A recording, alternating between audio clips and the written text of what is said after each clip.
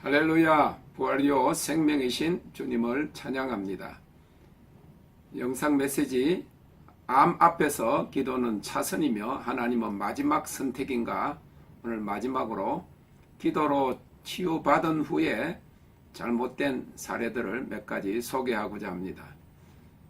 병원도 아니고 의사도 아니지만 임상 케이스들을 발표하는 것처럼 이 말을 하고 있는 것은, 첫째, 하나님께서 킹덤 빌더즈가 암센터가 될 것이라고 분명히 말씀하셨기 때문입니다.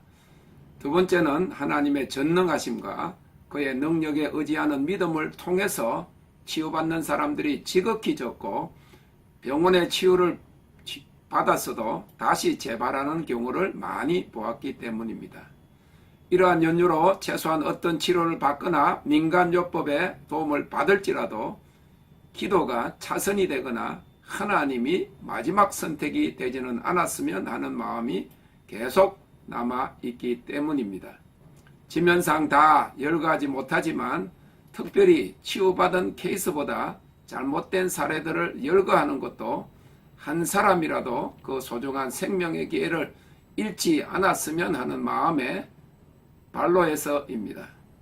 그래서 기도로 치유받은 후에 잘못된 사례들 둘을 소개하고 이 토픽을 마치려 합니다. 첫째, 위암 치유를 받았으나 얼마 못 가서 급성 심장병으로 죽은 안타까운 경우입니다. 앞서 소개한 두 번 암에서 치유받은 집사님이 처음 눈암에서 치유받았을 때 여자 50대 후반에 위암 말기 판정을 받은 분을 집회에 데리고 왔습니다. 뒤에 소개할 유방암 환자도 다른 집사님이 같은 날 데리고 왔기에 두 사람을 위해서 치유 기도를 집중적으로 하였습니다.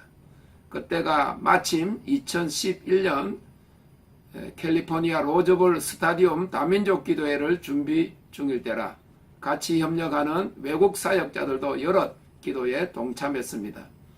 병 고치는 은사뿐만 아니라 믿음의 기도와 병 낫기를 위해 서로 기도하면 병이 낫는다고 성경이 말하고 있기에, 그리고 마귀를 대적하라 그리하면 피하리라 하신 말씀에 의지해서 개인적으로 그리고 사역자들이 같이 암을 꾸짖고 대적하며 치유를 선포했습니다. 그러면서 그때가 올해 어느 토요일로 기억하는데, 암 치유의 소문이 나면 그의 30명의 암이 치유될 수 있을 것 같다는 성령의 감동이 있었습니다. 그 이후로도 수요 기도회에 나왔길래 한 번인가 더 기도해 준 적이 있습니다. 그 후 병원에 갔더니 위암이 완전히 치유되었다고 하였습니다. 그런데 한 달쯤 후 듣게 된 소식은 갑자기 심장 발작이 일어나 죽었다는 것입니다. 위암으로 죽은 것이 아니었습니다. 위암은 하나님의 기적으로 치유받았는데 생각지도 않았던 심장에 공격이 들어와 그 생명을 빼앗아간 것입니다. 이 글을 쓰기 시작한 초기에 언급한 바와 같이 도적은 도적질하고 죽이고 멸망시키러 왔다고 요한복음 10장 10절은 말합니다. 사탄이 어떤 틈을 타 암으로 죽이려고 했다가 그것이 실패하자 이제는 전혀 방비하지 못하고 있던 심장을 공격해 바로 그 초기의 목적을 달성한 것입니다. 그 경험을 통해 기도와 하나님의 능력으로 치유받은 사람이 반드시 해야 할 몇 가지가 있음을 성경을 통해 알게 되었습니다. 첫째, 주님이 문둥병을 고침받은 사람에게 말씀하신 바와 같이 먼저 제사장에게 예물을 가지고 가서 보이고 확정을 받으라는 것입니다. 물론 감사의 예물입니다. 누가복음 5장 14절에 보면 예수께서 저를 경계하시되 아무에게도 이르지 말고 가서 제사장에게 내 몸을 보이고 또 내 깨끗게 됨을 인하여 모세의 명한 대로 예물을 드려 저희에게 증거하라 하셨습니다. 병원에는 많은 돈을 들여 치료를 받으면서도 하나님께서 치료해 주심에 대해 예물로 감사하는 성경적인 원칙을 지키는 사람들보다 지키지 않는 사람들이 더 많음을 보았습니다. 어릴 때 동자성으로 절에서 자라난 한 목사님의 이야기를 들은 적이 있습니다. 불공을 드리러 오는 사람들 중에 특별한 기도 제목을 부탁하러 올 때는 먼저 예물을 가지고 온다는 것입니다. 우상을 섬기는 그들의 믿음이 살아계신 하나님을 믿는다는 기독교인들보다 수배 깊다는 것입니다. 치료를 완전히 보장하는 것도 아닌 병원을 신뢰하는 마음이나 소원대로 안 되면 돈을 돌려받는 것이 아닌 줄 알면서도 먼저 갖다 바치는 불심이 하나님의 치유를 체험하고도 감사를 모르는 기독교인의 믿음보다 훨씬 낫다는 것입니다. 물질 문제만 이야기하면 은혜스럽지 못하다, 그저 받았으니 그저 주라고 했다라고 하면서 성경이 명한 감사의 예물을 드리는 일을 소홀히 할 때 그 은혜가 헛되이 되는 경우를 많이 보았습니다. 두 번째로 치유를 받으면 하나님께 영광을 돌려야 합니다. 사람들이 침상에 메고 와서 고침을 받은 중풍병자가 하나님께 영광을 돌리고 돌아가 사람들에게 간증함으로 듣는 모든 사람들이 하나님께 영광을 돌렸습니다. 누가복음 5장 25절 26절에 그 사람이 저희 앞에서 곧 일어나 그 누웠던 것을 가지고 하나님께 영광을 돌리며 자기 집으로 돌아가니 모든 사람이 놀라 하나님께 영광을 돌리며 심히 두려워하여 가로되 오늘날 우리가 기이한 일을 보았다 하니라 하였습니다. 여기에서 우리는 하나님의 치유와 기적을 체험한 사람들이 간증을 해야 할 이유를 찾아보게 됩니다. 간증은 첫째, 자신이 체험한 기적이 확실히 하나님께로 왔음을 믿음으로 고백하는 것입니다. 그것은 하나님의 은혜를 잊지 않게 되는 본인을 위한 것입니다. 나중에 가서라도 우연히 일어난 것처럼 생각하지 않게 하는 확정이 되기 때문인 것입니다. 어떤 사람들처럼 물에서 건져 주었더니 보따리까지 내어놓으라고 하는 경우를 방지하기 위해서인 것입니다. 두 번째로 간증의 목적은 듣는 사람의 믿음을 돋우게 됩니다. 믿음은 들음에서 난다고 하였습니다. 치유나 기적의 간증을 듣는 다른 사람들에게도 믿음이 생겨나서 같은 치유나 기적을 체험할 발판을 마련하게 되는 것입니다. 세 번째로 하나님께 영광이 돌아가게 하기 위함입니다. 치유나 특별한 기적을 체험한 사람들은 반드시 교회나 사람들 앞에서 간증을 통해 하나님이 하셨다 하고 하나님께 영광을 돌려야 합니다. 간증을 하지 않으므로 자신의 믿음도 흔들리고 남의 믿음을 세울 기회를 거부하고 하나님께 영광을 돌리지 않으므로 나중에 사단에게 빌미를 주는 경우를 여러 번 보았습니다. 치유받은 사람들이 취해야 할 자세나 행동 중에 세 번째로 돌아가서 다시는 죄를 짓지 말아야 한다는 것입니다. 예수님께서 병자들을 치유하시면서 많은 경우에 누가복음 2장 5절에 먼저 내 죄 사함을 받았느니라 말씀하셨습니다. 하나님의 용서와 치유를 경험하고 난 이후에는 반드시 이전 생활에서 돌이켜 변화된 삶을 살아야 함이 성경적인 원칙입니다. 왜냐하면 대부분의 경우에 그렇게 살지 못해서 병이 오고 고난이 왔기 때문입니다. 예수님께서 현장에서 간음한 여인을 용서해 주시고 나서 가서 다시는 죄를 범치 말라고 하셨습니다. 어떤 병이 걸렸다가 병원에서 치료받은 사람이 이전과 똑같이 식습관이나 생활에 변화가 없으면 다시 그 병이 오는 경우와 같이 죄로 인해 온 여러 질병이나 고난에서 하나님의 은혜로 자유함을 받은 자는 반드시 같은 죄를 짓지 말고 변화된 삶을 살아야 또다시 공격을 받지 않는 것입니다. 이러한 것에 대한 이해가 전혀 없고 가르침을 받지 못하였기에 의학적으로 고칠 수 없다는 판정을 받은 말기위암에서 즉각적으로 완전한 치유를 받았음에도 예물과 간증을 통해서 감사와 영광을 하나님께 돌리지 못하고 믿음과 삶의 변화를 보이지 않으므로 귀중한 생명을 잃는 경우가 된 것입니다. 두 번째 사례로 30대 후반 유방암 환자의 사례입니다. 이 경우에는 지금까지도 많은 안타까움이 남는 사례입니다. 집회에 외국인과 결혼해서 1살과 2살, 4살, 5살, 6살에서 7살 정도의 세 딸을 가진 30대 후반의 여 집사님을 한번 데리고 왔습니다. 유방암으로 판정을 받았으나 갑자기 암이 너무 커져서 수술을 하면 위험해서 먼저 치료를 하여 암덩이를 줄여놓고 수술해야 한다는 이야기를 병원에서 듣고 방사선 치료에 겁이 난 차에 소문을 듣고 온 것입니다.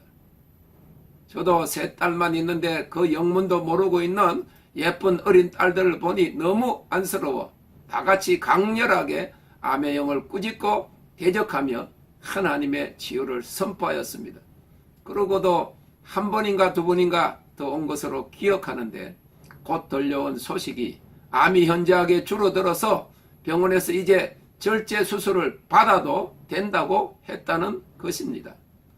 그래서 이미 하나님의 치유가 시작되었으니 계속 와서 기도하자고 했음에도 불구하고 자기들 기도 그룹들 몇 명이 모여서 기도한다고 하면서 오지 않았습니다.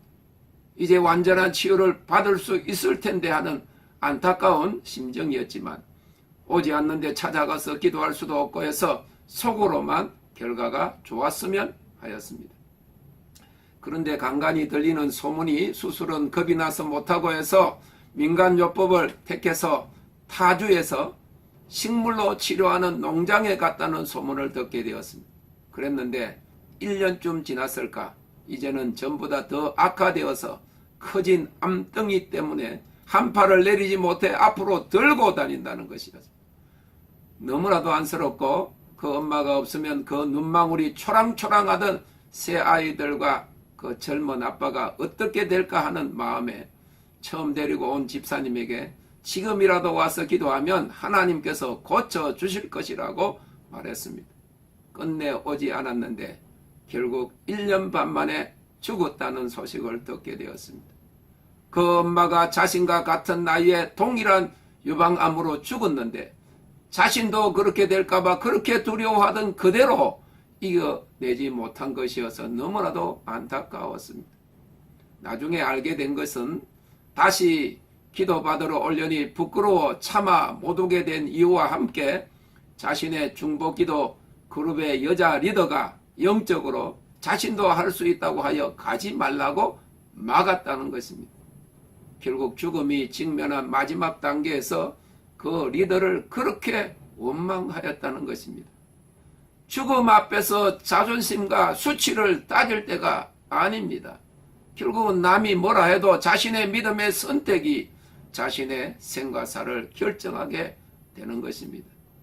이만큼 우리가 믿는 하나님과 그의 말씀의 약속과 그의 능력에 대한 믿음이 중요한 것입니다.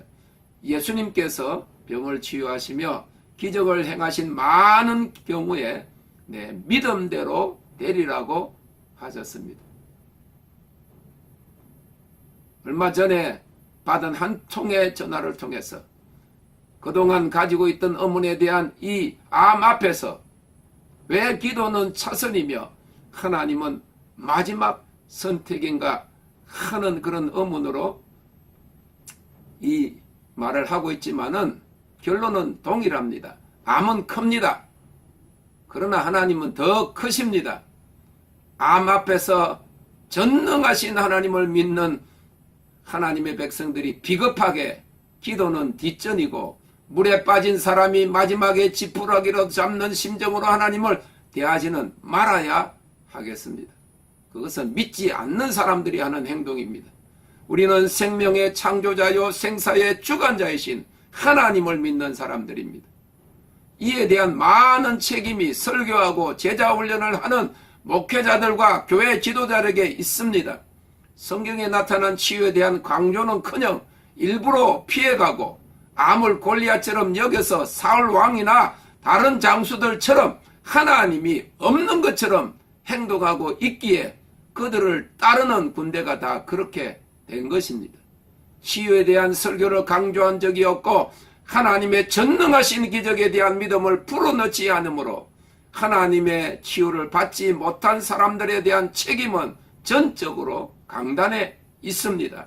지금이라도 만군의 여호와 하나님의 이름을 의지하여 골리앗의 목을 벨 믿음의 사람 다윗들이 한국교회 안에서 일어나야 합니다. 모든 다른 어려운 상황도 마찬가지지만 암 앞에서 기도는 차선이며 하나님은 마지막 선택이 되지 않아야 합니다.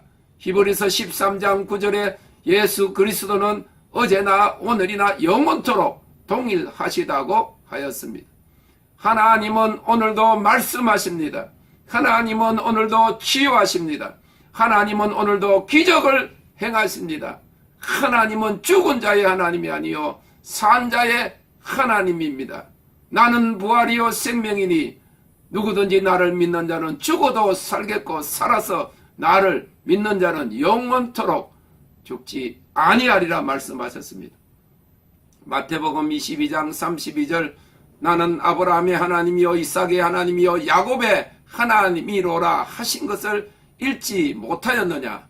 하나님은 죽은 자의 하나님이 아니요 산 자의 하나님이시니라 하니라. 시편 118편 17절 내가 죽지 않고 살아서 여호와의 행사를 선포하리로다. 요한복음 11장 40절 내가 믿으면 하나님의 영광을 보리라 하지 아니하였느냐. 우리 믿음의 기도에 하나님을 믿는 우리의 믿음에서 암을 배제하지 맙시다. 하나님께 영광을 돌립니다. Thank you, Lord.